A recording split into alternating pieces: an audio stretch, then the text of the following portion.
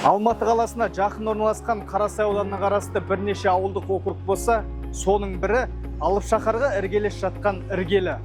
Мұндағы жергілікті халықты алаңдатқан мәселелер аз емес. Солардың бір қатарын негізге алып, округты басқарып отырған Қамалбек Арман Даниярұлымен тілдесуге келдік.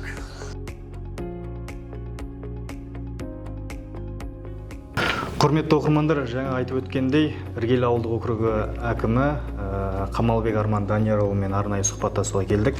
Арман Даниярұлы, енді сіздің осы округке әкім болғаныңызға бір жылдай жуық болыпты. Былтыр 10 желтоқсан күні әкім болып сайландыңыз. Содан бері енді атқарылып жатқан жұмыстарды жоқ дей алмаймыз. Біраз жұмыстар атқарылды, оны әлеуметтік желіде де басқа да бақ беттерінде көріп жатырмыз. Енді халықтың тарапынан туындап жатқан ең өзекті сұрақтарды өзіңізге қойғым келеді. Солардың енді бір қатарына өзіңіз жауап берсеңіз. Енді осы іргелі ауылдық округіне қарасты 6-шы кварталда Варвара Ешкевич есімді жеке кәсіпкер жарыққа жауапты деп айтқан едік осы уақытқа дейін. Соның мәселесіне қатысты қандай түсінік бере аласыз? Жалпы бұл мәселе қалай шешіліп жатыр? Халықтың өзі сұрайтыны осы. Ол сұрақты енді қазіргі таңда осы аудан әкімінің күнделікті осы бақылауында, ең бірінші осы аудан прокурорының бақылауында, екі жақтан осы Варвара мен Лешкевичпен осы келіссөздер жүргізіп жатып, бүгінгі таңда шешім қабылданды. Жаңа жылға дейін осы біздің тұрғын үй коммуналдық шаруашылық бөліміне теңгеріміне уақытша бере тұру туралы, және де бұйыртса келесі жылы бюджетке қарастырып осы кісінің жаңағы мүлкін сатып алу туралы шешім қабылданды. Сатып алу болғанда нарықтық бағадан енді бағасы 4 есе арзандау болып табылады. Жалғыз бұл жерде біз бұл кісінің мүлігін сатып алатын кезде жалғыз осы 6-шы квартал тұрғындарының мәселесі ғана емес, осы бізде Көксай ауылында бұл кісінің жаңағы жарық трансформаторлары бар, электр трансформатор, одан кейін Жамбыл ауылында трансформатор бар. Бұның барлығы бір мүлік болып есептеледі. Жалғыз осы 3 ауылдың тұрғындарының мәселесі шешіледі. Қазір жаңа құрылыстар көп осы іргелі ауылдық округінде. О жақтағы жарық мәселесі қалай? О жақтарға трансформаторлар орнатылады ма? Біз осы мемлекет тарапынан, осы ауылдық округ тарапынан жыл сайынғы өңірлер дамытуға берілетін қаражаттарымыз бар. Ең бірінші очередь осы 13-ші район дейді, Алтын Орда базарының артында бір 8 көшеміз бар. Ұзындығы, әр көшенің ұзындығы 1 шақырымдай. 600 метрден 1 шақырымға дейін. Сол жақта жарықтандыру өте сығырайып жанатын. Мысалы 220 вольт емес, 160 вольт болатын. Сондықтан біз сол жерге жаңа трансформатор сатып алуды, орнатуды шешім қабылдап, бірінші очередь. Екіншіден, жеке кәсіпкер трансформаторын тұтынушыларын жаңа трансформаторға қосамыз да, ол кісінің трансформаторын біздің акиматқа қаржысыз безвозмездно беремін деп отыр. Ол трансформаторды біз қазір бұйыртса бізге қолымызға түскен кезде, оны біз Мерей көшесі 9-шы квартал дейді осы. Ол жерде де жаңа ескі қара ағаш столбтар, тоже ол жерде де сығырайып жанып тұр. Сол жерге қойсақ па деген жоспарда бар. Орнын ауыстырасыздар. Ана жақтан аламыз да, ана жаққа қоямыз. Более мощный. Одан кейін Кемертоған ауылында өте үлкен проблема болып тұр. Қазір ипі жарық дегеніміз бар. Бұл кісілер енді қазір бізбен келіссөздер жүргізіп жатырмыз. Антимонополиямен жаңа бұл кісілердің тарифін төмендету туралы. Қазір таңда антимонополия қарастырып жатыр осы сұрақтарды. Енді келесі менің сұрағым, 25 мыңға жуық халқы тұратын Асыл Арман тұрғын үй кешені білесіз, өзіңізге де оның жағдайы таныс шығар. Соның маңайында енді халықтың тарапынан айтылатыны жаңағы сауда нүктелері. Бей-берекет орнатылған жолдың маңайында. Сол бойынша жұмыстар қалай атқарылды? Енді байқасақ, кейде олар тұрады, кейде жоқ болады. сіздердің тараптарыңыздан бір қандай да бір жұмыс атқарылды ма? Қазіргі таңда жоқ деп айтуға болады, өйткені бізде қазір өздеріңіз білесіздер, ауданға жаңа жас келсе іске дегендей, мына кәсіпкерлік бөліміне жаңа басшысы келді, сол кісілердің осы жаңағы аудан әкімінің орынбасары бар, Әділ Жаратбек, сол кісілердің өте қолдауымен ол жердің бәрі тазартылып, қазіргі таңда сауда жүргізіп жатқан жерлер ол өзі әрқайсының өзінің жерлерінде жұмыстар жүргізіп жатыр, заңға сәйкес. Енді олар қазір ол жерде жоқ? Жоқ, өздерінікінде жүр.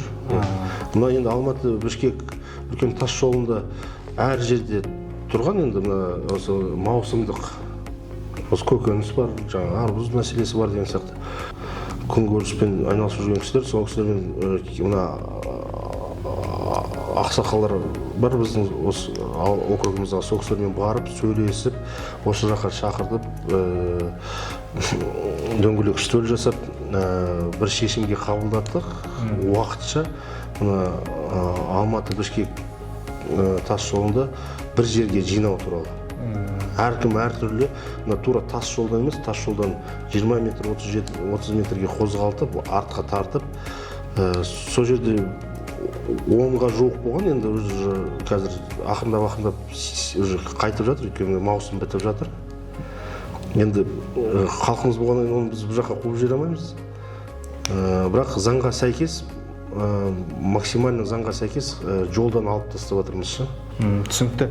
Енді Асыл-Арман халқының тағы бір жиі шағымданатыны Абай ауылында орналасқан кардон өндіру зауыты, қағаз ресайлинг деп аталады. Соның иісіне қатысты тұрғындар жиі шағымданады. Бұл мәселеге қатысты не айтасыз? 6-шы кварталдан да Асыл-Арманда өте шағым көп. Кешке қарай өзі Іргелі ауылында да шағым көп. Өзі кешке қарай басталады иісі. Бүгінгі таңда осы экология департаменті айыппұлдарын салып, қазір Алматы қаласы бүгінгі таңда менің ақпаратым бойынша қарастырып жатыр басқа жаққа көшу туралы. Бірақ енді ол бір күндік жұмыс емес. Ол мекемені тоқтату да бір күндік жұмыс емес. Басқа жаққа көшіру болғанда анықтап кетсек, бұл жерде қалаға ма? Алматы қаласының басқа аумағына, өндірістік аумағына көшіру, жұмыс өздері жоспарға сәйкес жүргізіп отырады. Бірақ ол енді белгілі бір уақыт емес. Енді бір жылдың, 2 жылдың көлемінде емес ол. Одан жоғарыда болуы заңға сәйкес болады, жоспарға сәйкес. Іргелі ауылдық округінде, жалпы Іргелі ауылдық округ емес, бүкіл ауданда бұл ең өзекті мәселенің бірі қоқыс шығару. Ол әр ауылдық округте туындайтын мәселе, десе де Іргелі ауылдық округінде де бұл мәселе бар. Қоқысты жинау бойынша сіздердің тараптарыңыздан қандай жұмыстар атқарылуда? Менің ойымша, осы қоқыс шығаруда бір жаңа тәсілдерін дамыту керек болады осы бізде. Енді біздің өзіміздің тарапымыздан осы көбінесе халықпен көп жұмыс істеп жатырмыз. Ақсақалдарымыз бар, одан жастарымыз бар, барлығы күнделікті бір чат создавать еткенбіз. Сол жерде қай жерде жиналмады, күнде сол жерге шығарады. Қоқыс мекемесі көріп отыр, Алсека мекемесі көріп отыр, қоқыс мекемесінің құрылтайшылары да көріп отыр, қалай жұмыс істеп отқан жұмыскерлер. Ол жерде талдау өтте, халық енді бағасын халық береді ғой бұл кісілердің жұмысына. Сол жерге халық ойлағанын, қандай болып жатқанын бәрін талдау жасап тұрып жазып жатыр. Жаңағы мысалы мекеменің құрылтайшыларына бұлар сұрақ қойды, мекеменің басшысын ауыстырасыз ба деп. Біз сіздің мекемеңізге қарсы емеспіз. Одан бөлек біз жыл басынан бері ақсақалдарымыз бір шешім қабылдап, 3 ауылда 3 әртүрлі мекеме болу туралы. Өйткені 3 ауылға бұл жалғыз мекеме жауапты боламайды деп. Бізде 2 қабатты үйлеріміз бар, көп пәтерлі.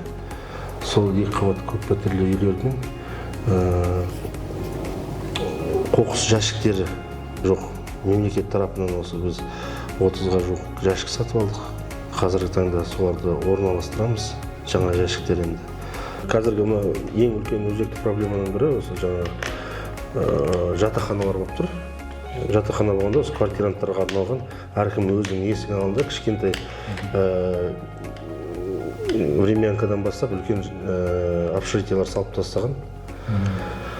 Солардың тұратын адамдардың барлығы учетта жоқ, ешкім ақша төлемейді мусорға. Соларды енді қазіргі таңда тіркеуге алсақ, сол общежитиялардың бәрін жұмыс істесек, мына қоқыс мәселесі шешіледі деп ойлаймын. Қазіргі таңда мына стихийный свалка дейді. Стихийный свалка жолдың бойына тастап кетеді. Күніне таңертең балаларды қойып жатырмыз, 2 сағат ерте шығып, видеоға түсіреміз. Сразу участковыйға передавать етеміз, участковый бізге протоколын жібереді. Соңғы сұрағым білім саласына арналады. Енді өзіңіз білесіз, Кемертоған ауылында біздің білуімше жаңа мектеп салынып жатыр. Ол енді сол жердегі мектептің 3 ауысымдық мәселесін жоюға бағытталған. Жалпы сол мектептің құрылысына қатысты не айтасыз? Енді Кемертоған ауылына осы биыл президентіміздің үлкен бағдарламасы болды. Біз де соған іліндік. Ол бағдарламаға ілінгеніміз аудан басшылығына да үлкен рахмет. Тез арада осы жер мәселесін шешіліп, біздік әйтеуір аман-есен тез басталып, суымызда, светімізде бәрі бар болып, осы жайлы мектеп бағдарламасына іліндік. Самұрық-қазына констракшн. Қазіргі таңда жұмыстар жүргізіліп жатыр, сапасы өте жоғары. 1 желтоқсанға бітіреміз деген жоспары бар. Оларға өзіміздің осы ата-аналардың, ауылдық округ атынан көп рахмет айттық, осындай үлкен зәулім ғимарат салып беріп жатқандарына. Бұйыртса 1 желтоқсанда бітеді деп ойлаймын. Осы мектептің арқасында үлкен жолдың да мәселесі шешіліп жатыр. Басшылыққа үлкен рахмет. Біздің ауылға көңіл бөліп, көз бөліп, енді халқымыз қуанып жатыр. Біздің де жетті осы бізді. Жақсы, енді 1 желтоқсанға жоспарланып жатыр екен, сол күнге жетейік. Сізге көп рахмет, Арман Даниярұлы. Сұхбат беріп келіскеніңізге көп рахмет. Алдағы ісіңізге табыс тілеймін. Жұмысыңыз өрлей берсін. Жақсы жаңалықтарды күтеміз өзіңізден. Рахмет.